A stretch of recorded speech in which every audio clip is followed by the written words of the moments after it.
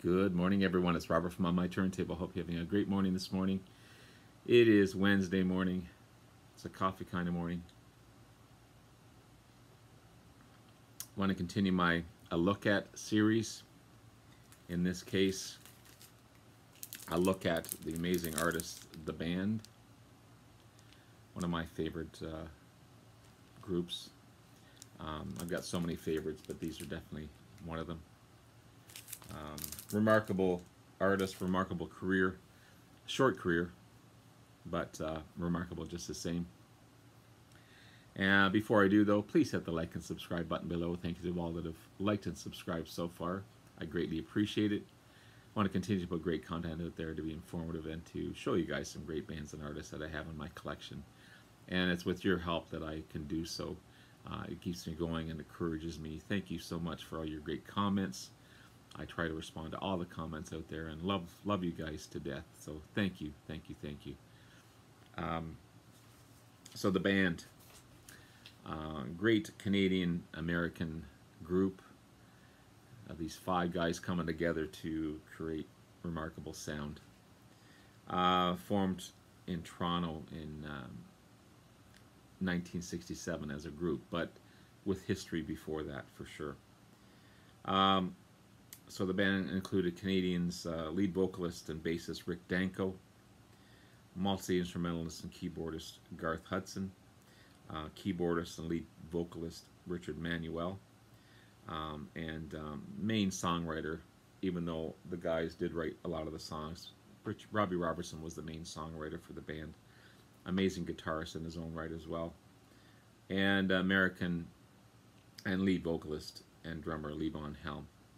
These five guys coming together to create remarkable music. Their music's hard to describe, hard to talk about, because it's unique. But it's a combination of roots rock, Americana, folk rock, and country rock. It's hard to believe that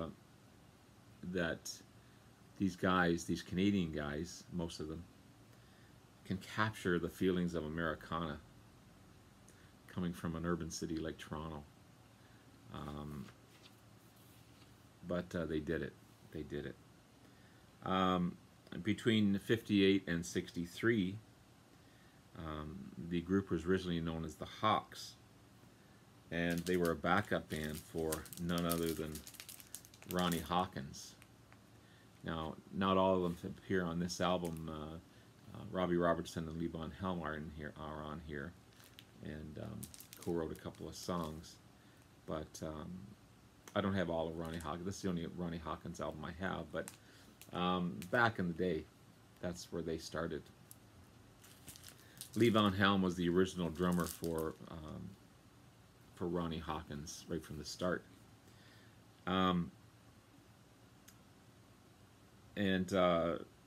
They recruited Robbie Robertson way back when he was 15 or 16. Just remarkable talent at that early age. And Robbie saw Ronnie Hawkins, figured that's what I want to do for the rest of my life. And Ronnie Hawkins was the type of guy that would just bounce all over the stage. They were looking for material for a new album. Ronnie Hawkins put it out there saying he needed a couple of songs. So Robbie Robertson went home and actually wrote 2 songs for Ronnie Hawkins that were recorded and became hits for Ronnie Hawkins. Hey Babaloo and Someone Like You. Pretty cool. And this was when he was 15 or 16. So he was a prolific writer even at an early age. Ronnie Hawkins apparently wasn't the easiest guy to work for. Band members came and went. Levon Helm and Robbie Robertson were the constant members. They formed a bond together. Levon Helm was like Robbie Robertson's older brother type of thing. And then Ronnie Hawkins was looking for good band members, and they recruited Rick Danko, Garth Hudson, and Richard Manuel. And the rest is history, so to speak. They remained the Hawks until basically they outgrew that style of music, that rockabilly style. They came better, actually, than Ronnie Hawkins. Not that he wasn't a bad artist in any way. It's just that style of music they outgrew. They wanted to grow and expand, and they had that in them to do so. So they left Ronnie Hawkins, became Levon Helm's Sextet, and actually added a sixth member, sax player Jerry Penfound. He only stayed around not too long. He left pretty soon after that. Then became the Canadian Squires and released a single, which didn't really go too far. And then changed their name back to Levon and the Hawks. Bob Dylan heard of these guys as they played around town. And in 1965, he recruited them to be his backing band. And they went on tour through his electric years.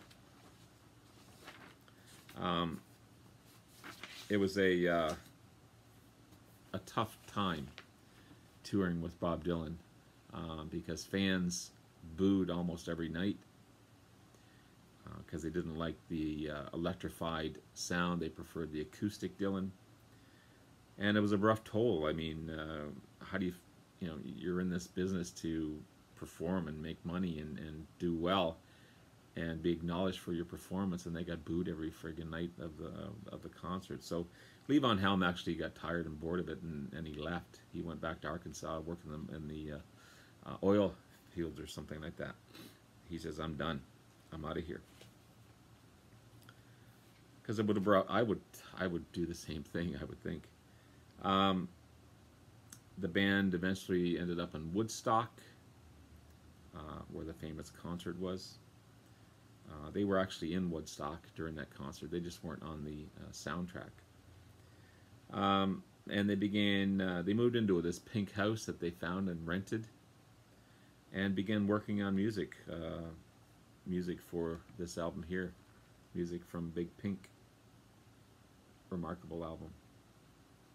Remarkable stuff. They had a session player with them that just couldn't cut it. Our session drummer. So they needed that sound again, that strength of Levon Helm. So they found him. They recruited him back. He listened to what they'd been working on and just loved it, and got back into the band. And around town, around Woodstock, they were just known simply as the band. Look at these guys. There's the band there, you know, having a coffee or whatever. There's the band there performing. So they officially changed their name. They changed their name in 1968 to The Band.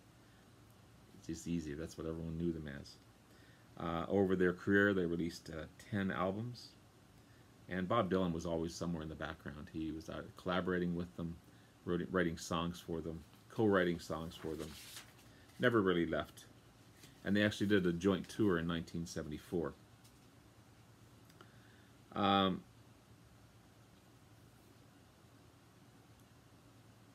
It's amazing how these guys coming together can create music like this. It's remarkable.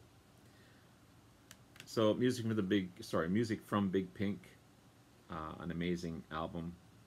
This is a remastered version with some bonus tracks on it, and yeah, it's so good. This is 1968 release. Took them almost about maybe 2 weeks to record. A lot of the original ideas for songs were created in that house, the Pink House in Woodstock. Bob Dylan wrote a song and co-wrote on another one, and The Weight is a huge single from this one. The album itself is voted 452 out of 1,000 best albums of all time, and the album influenced a ton of people. Eric Clapton made him quit Cream. He wanted to become part of the band, and they didn't want. They refused. He was like a groupie. He hung around with them and all the time and wanted to become part of the band. He just loved them so much. But also George Harrison just loved their style of music, and Roger Waters. remarkable debut album. So good, so good. There's great vocals by Richard Manuel and Rick Danko and Levon Helm. Garth Hudson, what can you say about him? Voted one of the best keyboardists ever. Robbie Robertson's guitar work is so unique and so amazing on this one. It's a great album. It really is. One of my favorites from them, though, is the second album, simply titled The Band. They were gelling on all 10 cylinders in this one, for sure. Released in 1969. It's really a concept album about people, places, some traditions,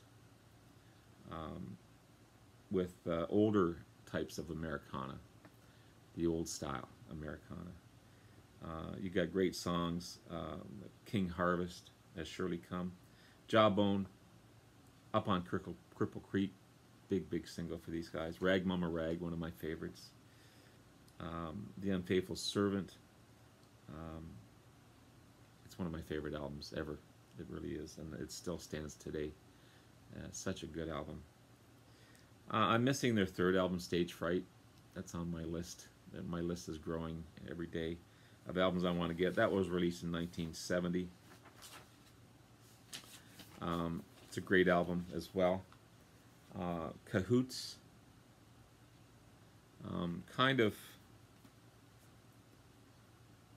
Kind of the beginning of the end for the next 4 years for these guys.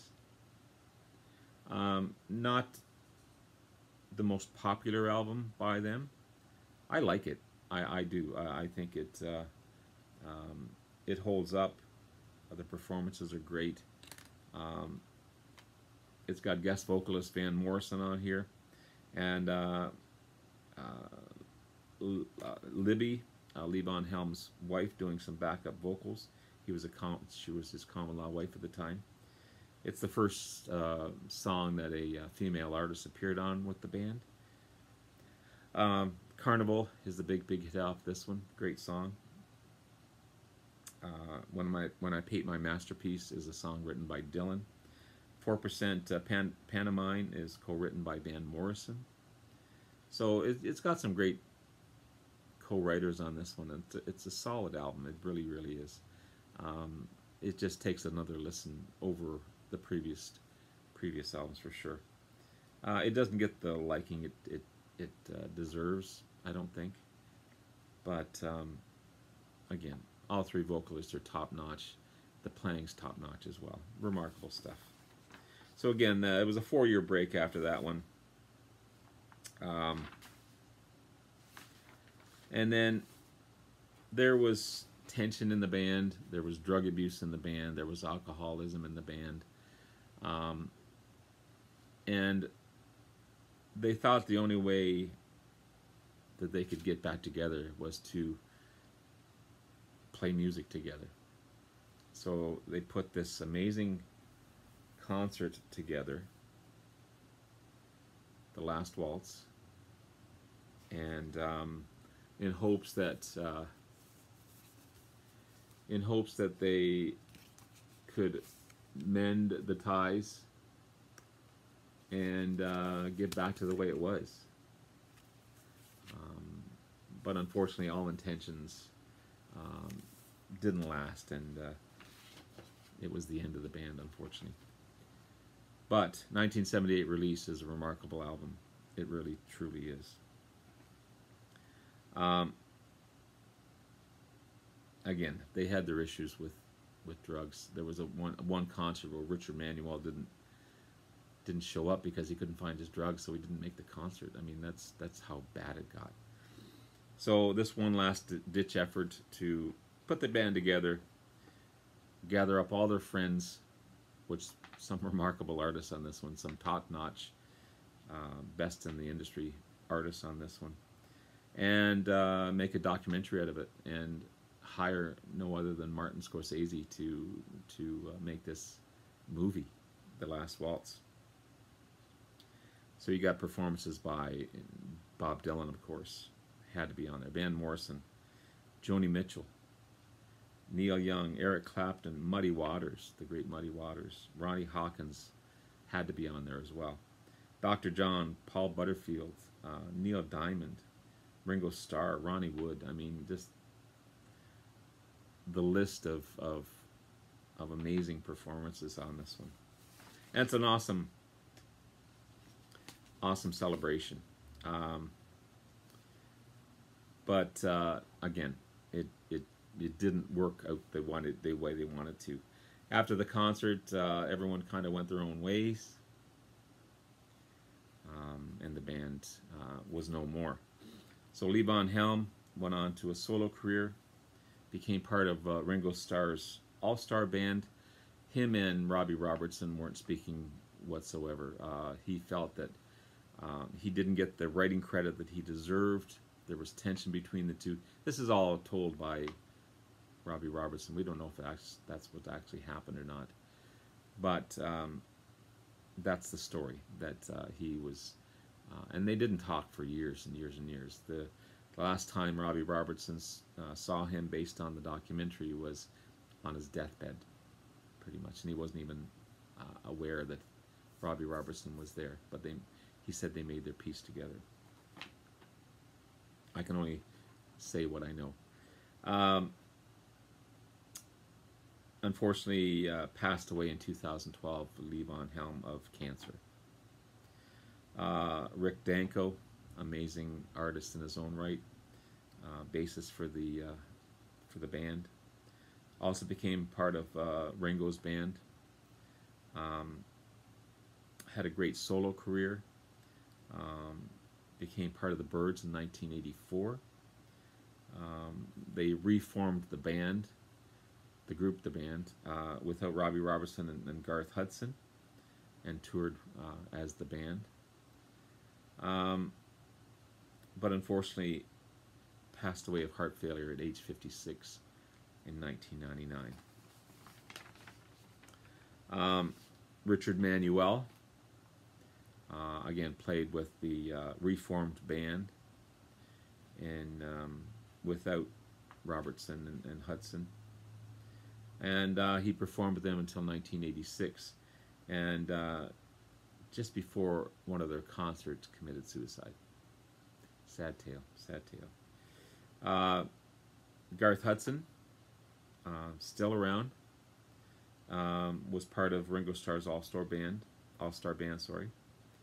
And also the Flying Burrito Brothers, which I didn't know. That was cool. He's 83 years old and living in Windsor, Ontario, so he's still around. One of the two remaining members of the band. Robbie Robertson, amazing artist, continues to write, continues to compose, produce, write books, put out a great solo albums, this one being one of them. Crazy Rivers, a big hit off of this one. And what's the other song on here? It's been so long since I've listened to this one. Somewhere Down the Crazy River, huge hit. And Showdown in the Big Sky is another one off of this one. This is an amazing album. Remarkable stuff. But he's still around. He's 77, living in Toronto, doing well. Put together that We Are Brothers, I think it was called, that's what it was called, the documentary about the band. It's his version of it, so but it explains the history of the band and where they came about. But and then the only other one I have is the band, The Anthology, 1978 release. This one's got all their hits on it.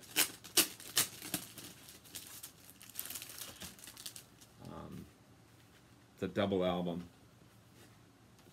beautifully packaged. You've got The Weight, Chest Fever, I Shall Be Released, Rag Mama Rag, one of my favorites. The Night They Drove Old Dixie Down, that's on side 1. Up on Cripple Creek, King Harvest Has Surely Come, Stage Fright, The Shape I'm In, Daniel and the Sacred Harp. That's on side 2. Side 3 is Life is a Carnival, another favorite.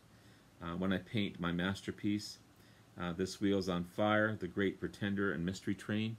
And then finally on side 4 is Ophelia. I love that song as well. This Makes No Difference, Acadian Driftwood, Right as Rain, and Living in a Dream. Remarkable stuff. So there's my look at the band. Amazing artist. If you don't know the band, check them out. The anthology is probably a good place to start because that's where all their hits are. But their first and second albums are just remarkable as well as Cahoots. I mean, I really like that. And Stage Fright, again, on my radar to get. So there you have it, guys. There's another look at, and love you all. Thank you so much. Have yourself a wonderful day, and we'll talk to you again soon. Bye now.